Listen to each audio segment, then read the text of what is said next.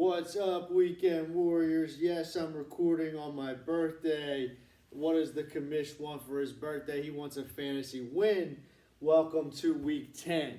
I can't remember. I had to have probably recorded a podcast on my birthday before. Obviously, it falls on a Thursday pretty randomly. Sometimes I record on Wednesdays. You never know. But yeah, today's the day. 34 years old. So I've been doing this league. This is the 18th year, I think.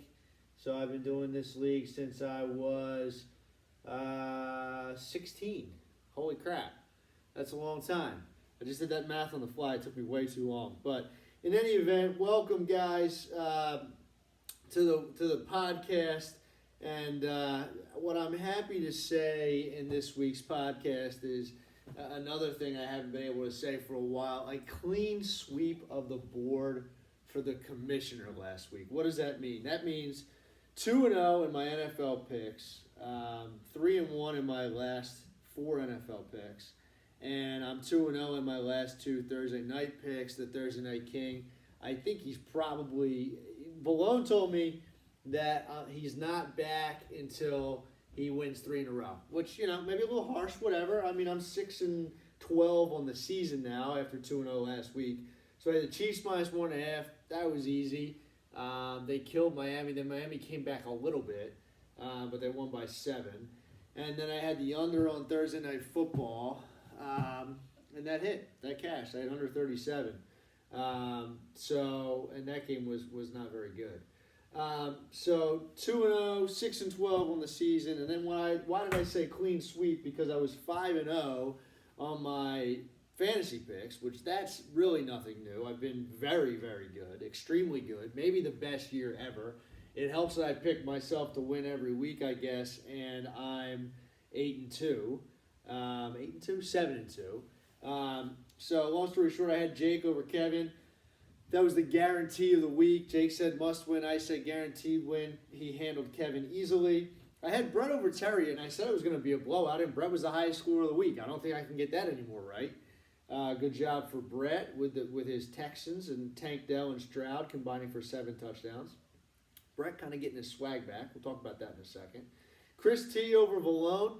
One of the craziest matchups. So it was the Damar Hamlin Bowl, and I didn't say that last week that it was ironic that the Bills were playing the Bengals again this week, the week that they play. But in any event, that was crazy. And it was funny because Chris had all these early guys between Kelsey, who did nothing, and Waddle, who got injured, and Tua, who only threw 1 touchdown, and Pacheco, who did nothing. And after the Germany game, he was projected 60 points, and then he got 19 from his kicker, 19 from his defense. And Malone's guys all crapped the bed, and Chris T gets a little bit of revenge over Malone and takes down the champ, which was big. Dean over Otley, that was another easy one. Otley still on his losing streak. And then myself versus Pearson in the last matchup I'll ever have against Pearson in this league, unless he somehow makes the playoffs and I make the playoffs this year. That was a close one. I needed some points Sunday night, and then he did not get enough points Monday night, so good matchup there versus PP. 5-0, 33-12 on the season. Brett, high score of the week. So, clean sweep, probably due for some regression this week, maybe, but I'm going to get out in front of it right now. Thursday Night Football. Let me double-check the line, because I wrote my notes a little bit earlier. What I like in this game, perfect. So it's still the same. Let me just check the other books. Super quick. I like to do this.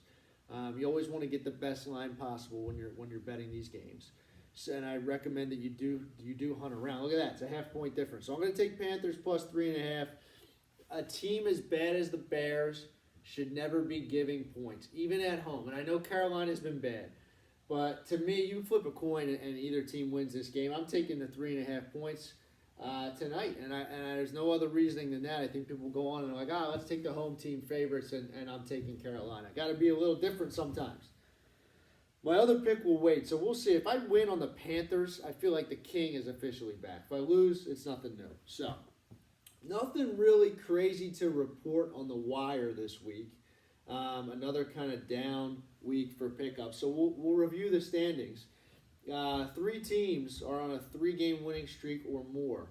That's Brett, who won 3 in a row. It's huge for him in his season after starting 1-5.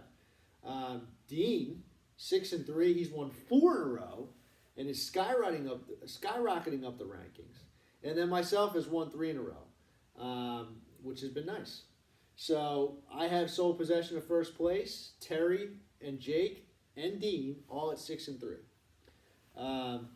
Chris sole possession of 5th place at 5-4. A huge win for him last week. And then you got Malone and Brett at 4-5. Pearson and Ott at 3-6. And Pearson's father, Kevin, at 1-8. And talk about losing streaks super quickly.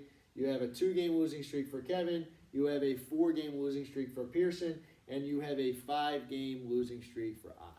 So, where do we go from here? This week, we have some good matchups. We have some bad matchups. I'm going to do it like I did it last week because it worked. Matchups that suck.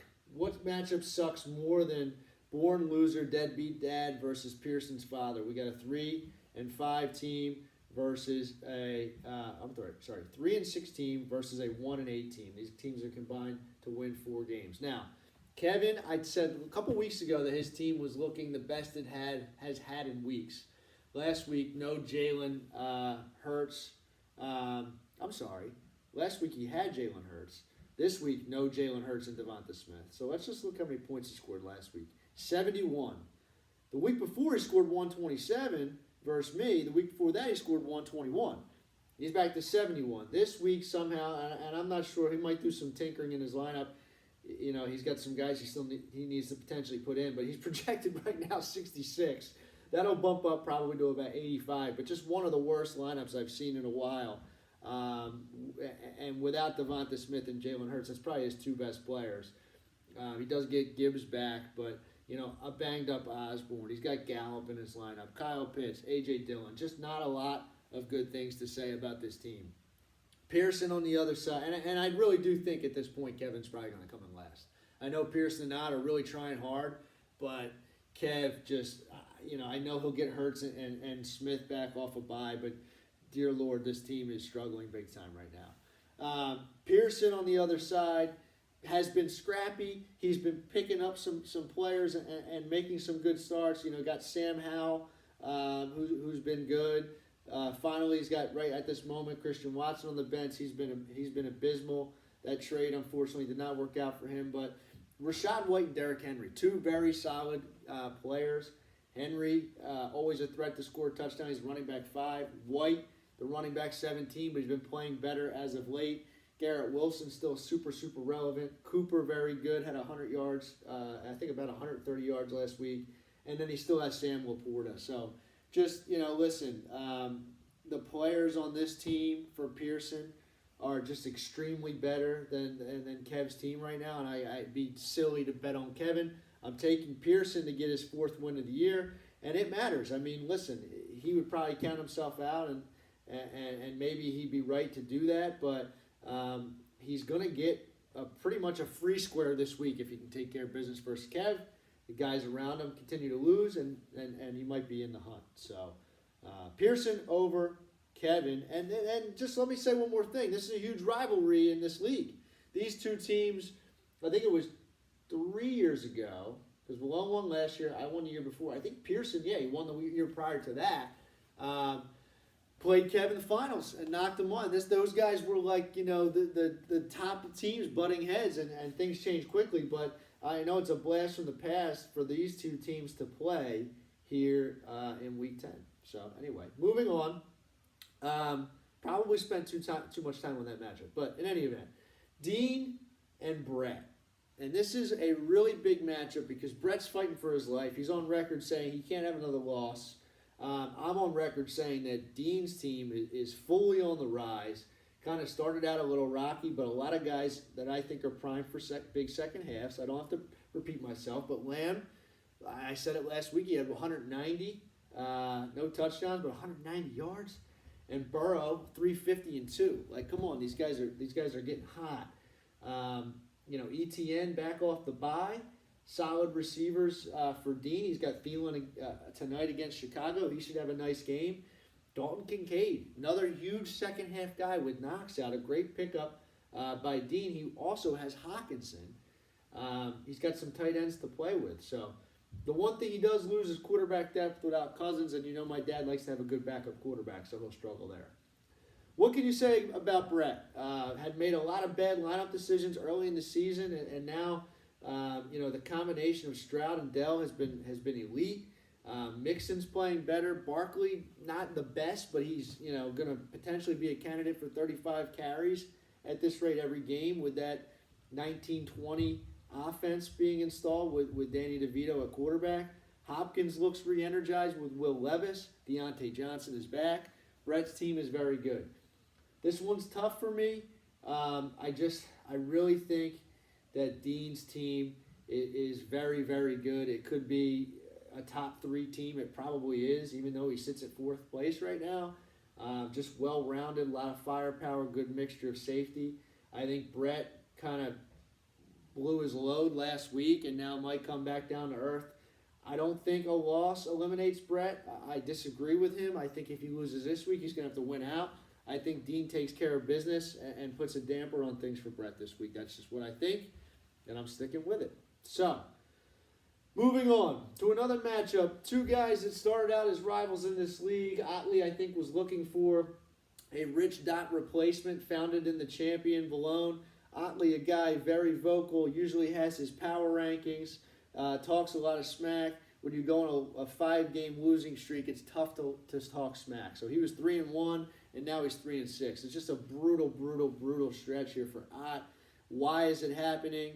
Jonathan Taylor hasn't been great. Bijan Robinson hasn't been great. T. Higgins has been continuously banged up. Mahomes is the quarterback 3 on the year, but that's skewed because he had 38 points in 1 week. He has not been great. He had 0 points a couple weeks ago at Denver. So that's just insane. So, and he's on bye this week.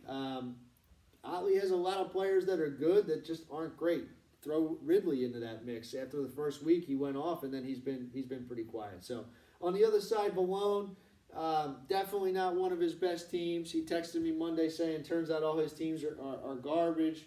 Herbert in a huge bounce back spot this week. Pollard in a game where the Cowboys are going to score so many points, and we'll talk about that in a little bit.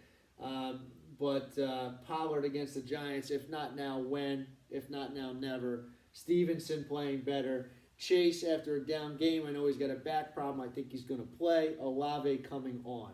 He loses Goddard, but he puts Trey McBride back in his lineup now with Kyler back. I like Valone in this matchup. Otley could certainly win with a big game from Bijan, with a big game from Taylor in Germany. Hollywood Brown with Kyler back in that same matchup. Lockett could have a good game. This is one of the ones that's very close to 50-50. I'm taking Valone. I think he's got a better team, especially with Mahomes on bye. I'm taking Valone over Ott.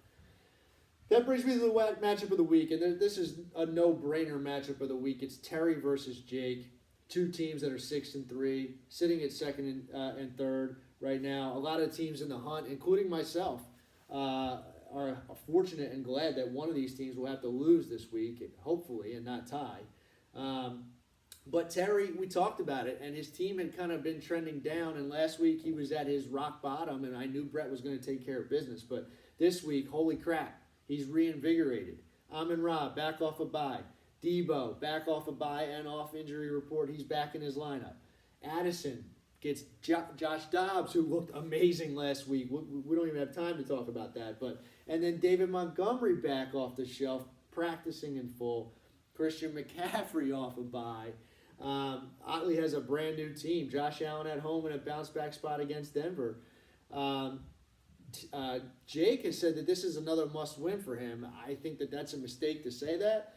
No Tyreek Hill, no Raheem Mostert. Those are 2 guys that have been instrumental for Jake's team. His name is Tyreek Hill. How can you guarantee a win with those guys out? Lamar Jackson, tough matchup against the Browns.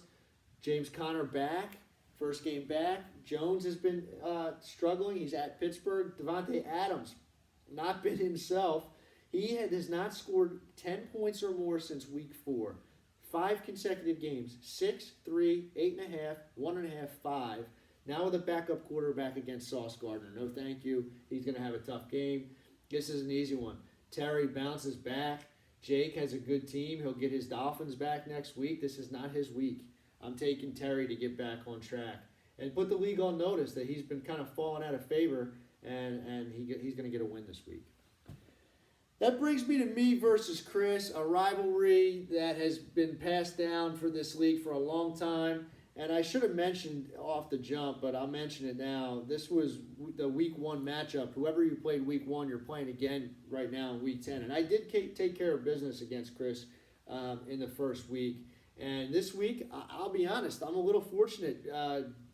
Chris has some bye week problems. Waddle, Kelsey, Pacheco, and Tua. I'm not mad about it. To be fair, I have some bye week issues too. I don't have my best player in A.J. Brown, and I also don't have Puka. He's on bye, and God, Puka's been phenomenal. What's he, the wide receiver 6 on the season? So I don't have the wide receiver 6 or the wide receiver 2 on the year. What I do have is a surging Dak Prescott in a game where they're going to destroy the Giants. I already said it once. How many times have you seen a Cowboys game where they just come out and destroy a team that has no business being there? They play bad against good teams, but they're going to score 40 points against the Giants. The Giants will be lucky to score 17, lay the 16.5. The team total is 27.5. I couldn't believe that when I saw that. That's going to go up to probably 29.5. Lock that in tonight. Take Dallas. All you Eagles fans in this podcast are probably like, I can't bet Dallas. Bet Dallas. Throw like $5 on them to score like 40-plus points because I think they're going to do it. Anyway, that might not be good for Dak. He could be pulled at halftime as far as I know, and Pollard could score a couple on the ground, but you're not benching him. He's been ridiculous the last couple games. 7 touchdowns over his last 2 games, 300 passing yards in each. I still have Kamara, who had a bad game last week, should be back and better than ever hopefully this week. Javonte surging. Diggs always threat to score, and I think hopefully DJ Moore's going to score tonight for my birthday, I hope. For Chris, I'll be honest, he has a much stronger team, so he's kind of giving up this week and saying all my guys are on bye. His bye week replacements are super solid. He has Josh Jacobs, Breece Hall, and Gus Edwards, guys that have been very consistent and good, at least in recent weeks. McLaurin, Pickens, and Gabe. Gabe had 0 last week. That means he's probably due for a big game. And Purdy off a bye. I mean, obviously having Cade Otton in instead of Travis Kelce is big. But for the amount of guys that I mentioned, starters that Chris has, to have the replacements he does for his bye week, he's got some solid replacements. I'm taking myself. My team's at closer to full strength than his. My team's better than his anyway, in my opinion. Would I be surprised if I lost this game? No. But I think I'm going to take care of business against Chris. Chris, good luck, but I hope you don't win. Guys, I'm going to go eat some cake. It's been fun. Love doing this podcast. I would rather do nothing else on my birthday. I'll have some college picks, too. If you want to bet tonight, hit me up. Later, guys.